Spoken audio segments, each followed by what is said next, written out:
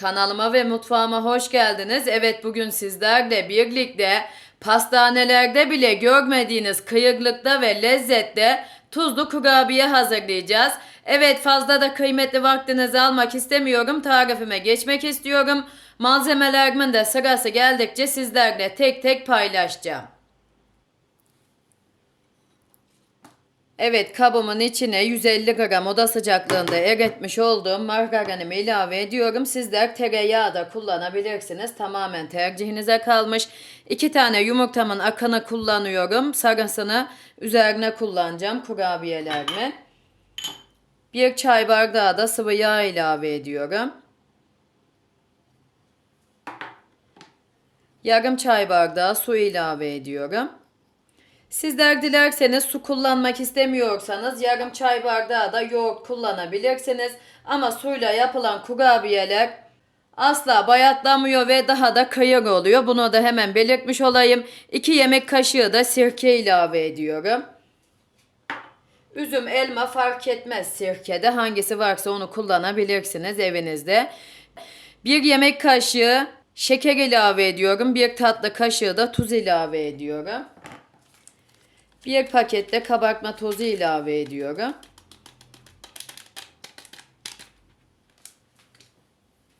Evet, şimdi kabımın içine almış olduğum malzemelerimi karıştıracağım. Sonra unumu ilave edeceğim.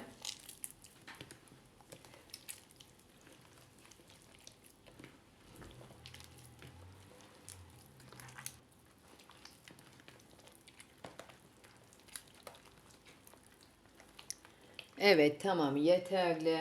Şimdi unumuzu ilave edelim. Evet, unumuzu kontrollü bir şekilde ilave edelim. Çünkü neden derseniz yumurtamızın büyüklüğünden veya küçüklüğünden unumuzun da kalitesine kullanmış olduğumuzun miktarında değişiklik gösterebiliyor, bilginize.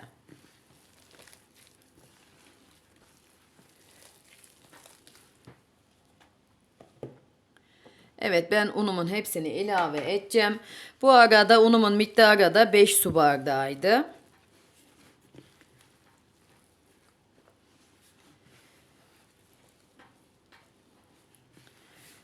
Evet, şimdi pürüzsüz hale gelinceye kadar hamurumu yoğuracağım. Dağılmayan toplu bir hamur elde edeceğim.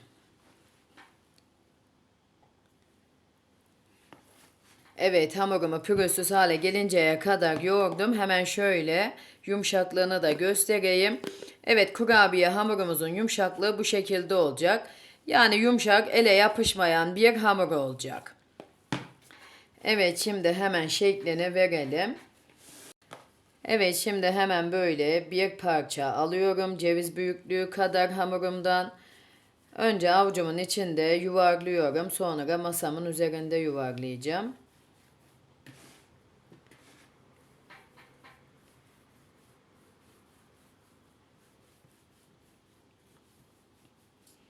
Evet, bu büyüklükte yeterli. Hemen böyle bir pipet yardımıyla şeklini vereceğim kurabiyemin.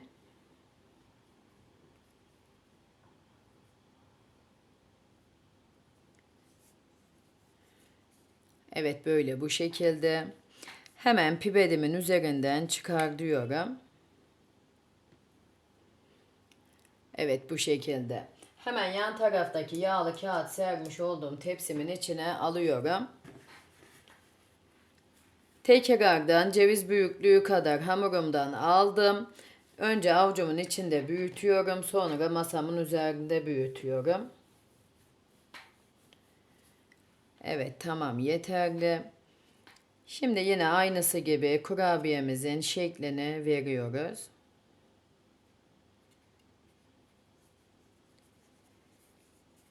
Evet, bu şekilde. Hemen pipetimin üzerinden çıkartıyorum. Ve yağlı kağıt sermiş olduğum tepsimin içine alıyorum.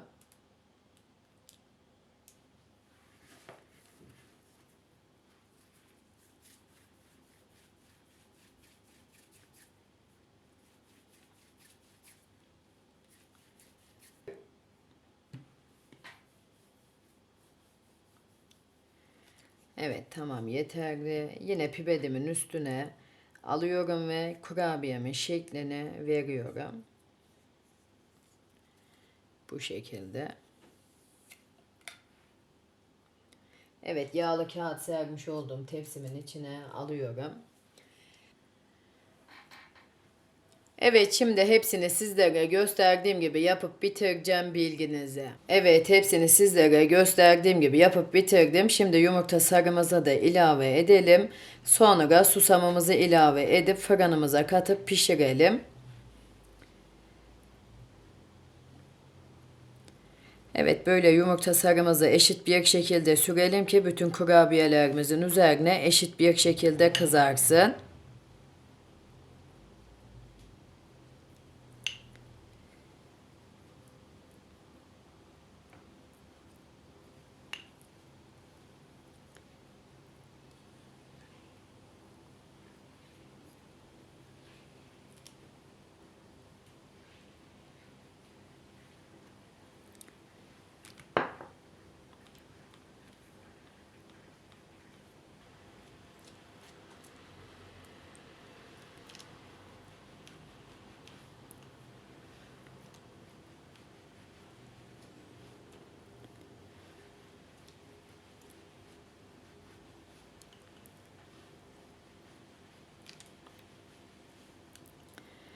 Evet, tamam, şimdi susamımızı da ilave edelim.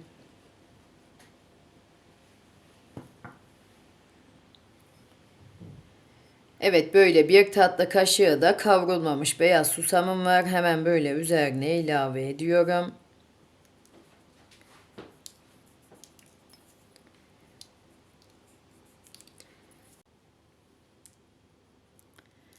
Evet, şimdi fırınımı alt üst fan ayarlı 190 dereceye ayarlayacağım. Önceden 10 dakika ısındıktan sonra katıp kurabiyelerimi pişireceğim. Her tarifimde olduğu gibi bu tarifimde de belirtmek istiyorum.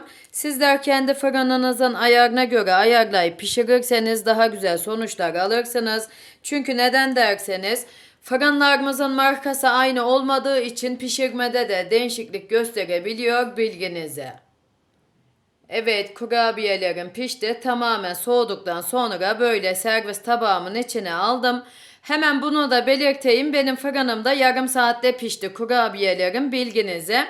Evet, hemen böyle iç dokusuna da geçmek istiyorum.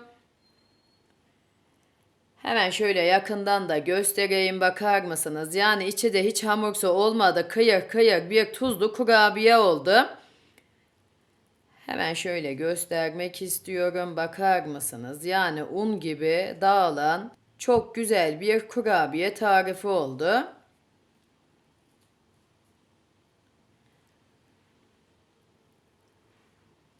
Yani kesinlikle kaydedin arkadaşlar. Her zaman yapmak isteyeceğiniz garantili bir kurabiye tarifi kesinlikle. Evet, umarım beğenirsiniz ve daha güzellerini sizler yaparsınız. Bugünkü tarifim de buraya kadardı. Yine tarifimle alakalı aklınıza takılan sorularınız olursa yorumlar kısmına yazarsanız elimden geldiği kadar hızlı cevap vermeye çalışıyorum. Evet, sizlerden de küçücük bir isteğim var. Hala kanalıma abone değilseniz bir tıkla abone olup bildirim tuşlarınızı açarsanız bundan sonraki gelecekteki bütün tariflerimden de haberdar olursunuz. Yine tariflerimi beğeniyorsanız sosyal medyalarınızda sevdiklerinizle paylaşırsanız daha büyük kitlelere ulaşmama neden olursunuz. Böylelikle de bana destek vermiş olursunuz. Beni de çok mutlu edersiniz. Kendinize iyi bakın. Allah'a emanet olun. Hoşça kalın.